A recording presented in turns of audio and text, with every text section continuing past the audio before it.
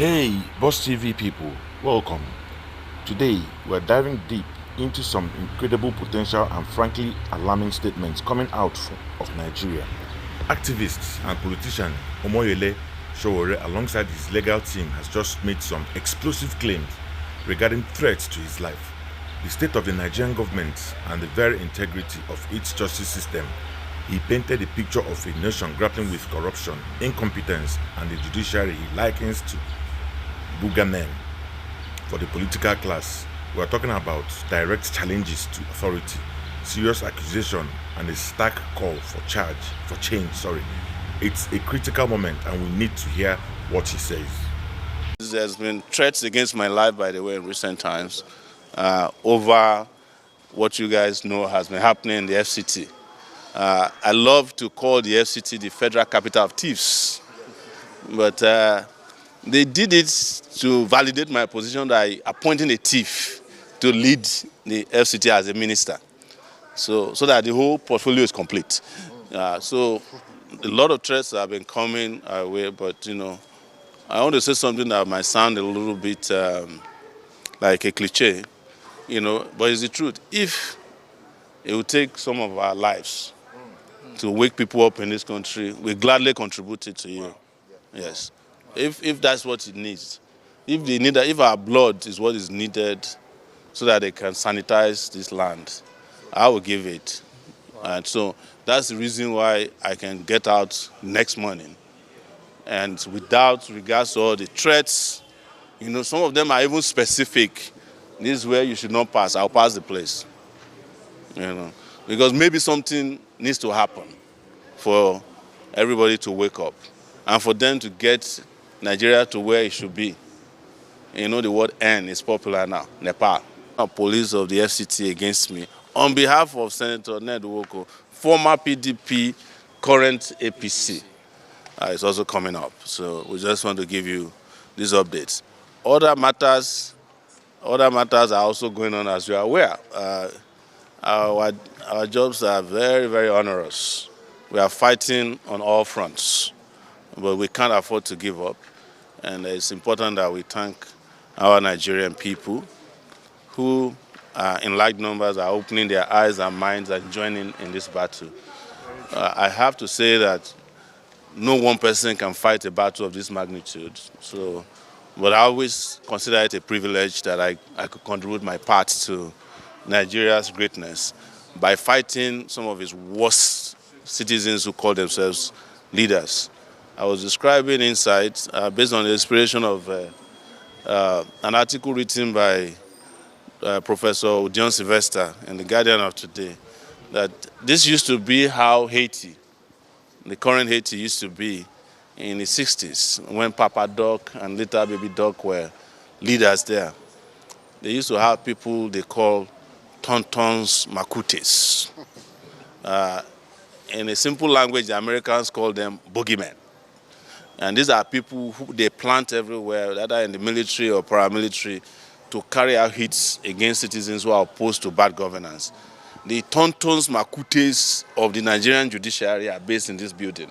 The boogeymen for the political class who make sure that when people walk into these courtrooms, we don't get justice. And it's very sad. But we are here to make sure that in our lifetime, or even beyond our lifetime, this country doesn't go down the drain the way they have treated it. 200 million people don't deserve the condition in which they are, of massive hunger, starvation. As I'm talking to you, insecurity has reached a level where just one bandit can kill 20 people and nothing will happen. It happened yesterday. I saw a video that broke my heart. Every day, every insecurity video breaks my heart, but yesterday was particularly different in Kwara State, when a whole village had over 20 people, including the village leader known as Bale, just mowed down.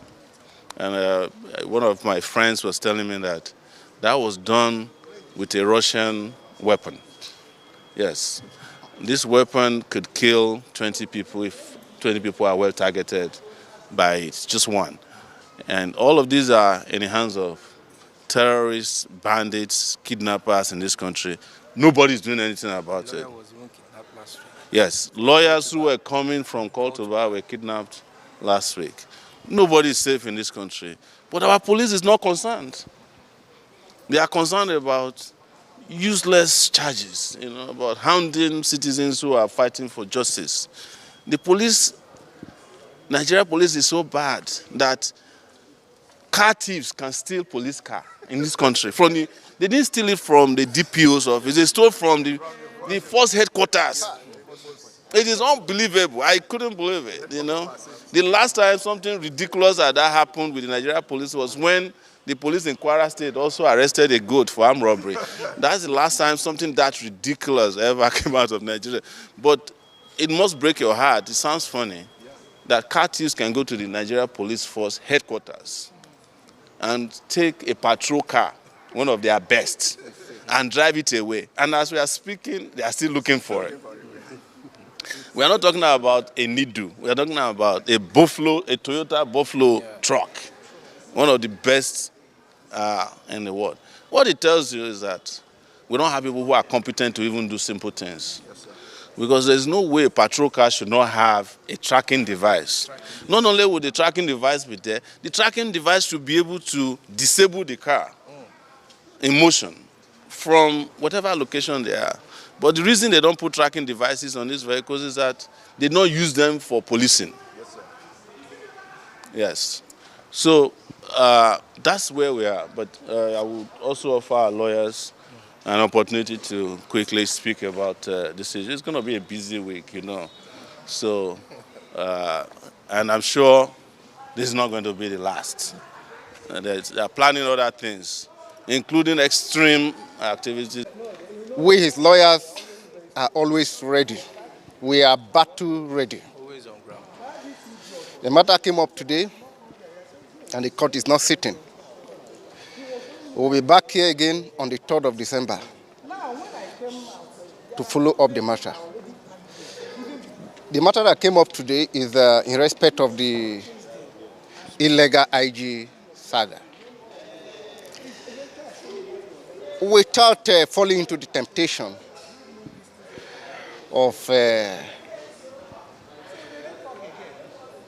telling the possible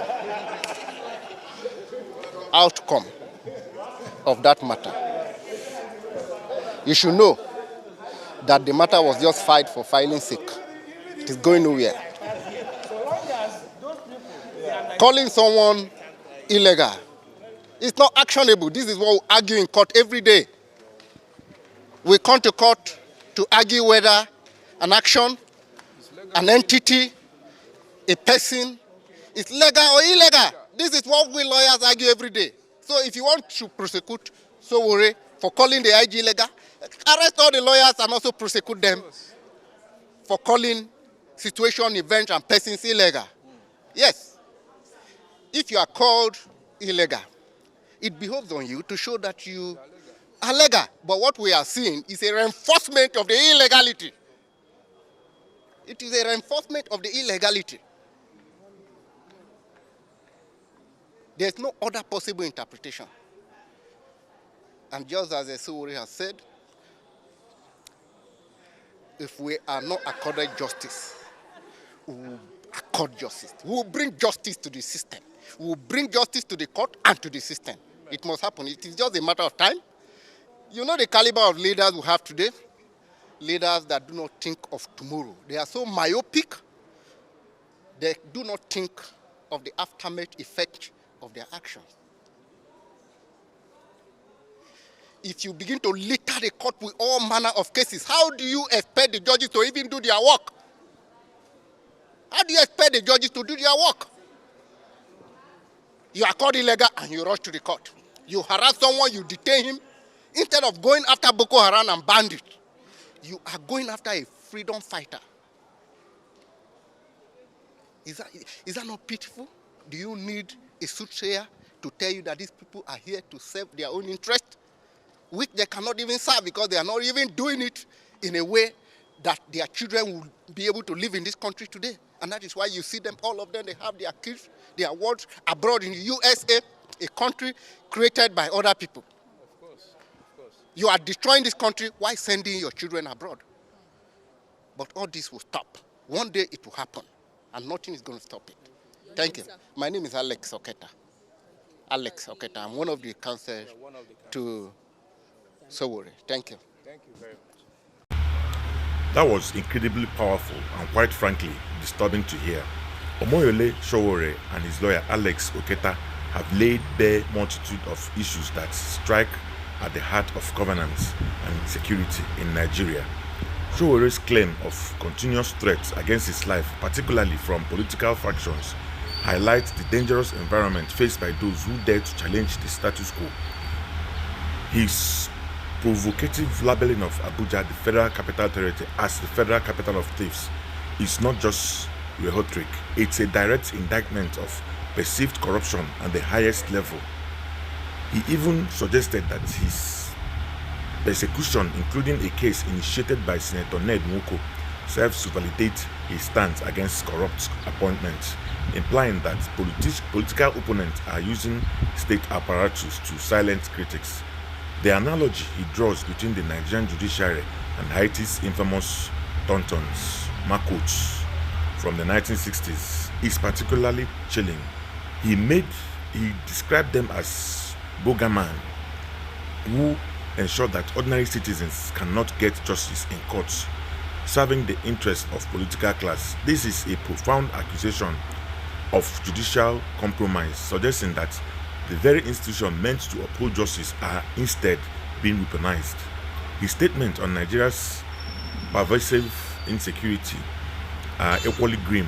He recounts a heartbreaking incident in Kwara State where over 20 people, including a village leader, were allegedly mowed down with a Russian weapon by bandits, yet no action is taken.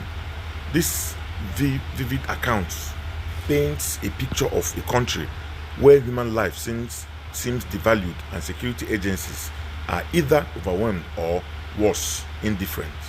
Perhaps the most astonishing point came when he highlighted the sheer incompetence of the Nigerian police, claiming that car thieves managed to steal a police patrol vehicle, a Toyota Buffalo truck, directly from the force headquarters. He argued that the absence of basic tracking device on this vehicle, let alone remote disabling capabilities, points to a fundamental failure in policing.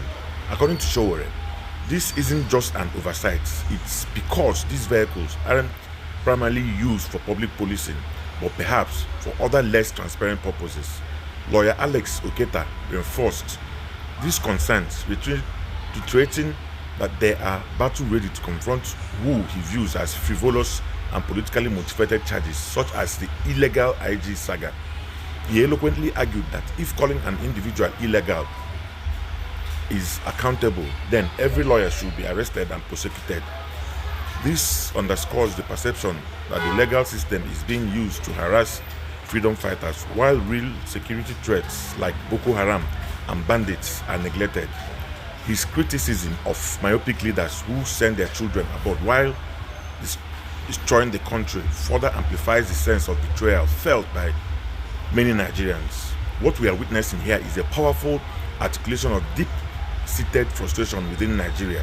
Sowore and his legal team are not just fighting a personal battle, they are representing a broader struggle for accountability, justice, and effective governance in a nation of 200 million people who are, as Sowore puts it, don't deserve the condition in which they are.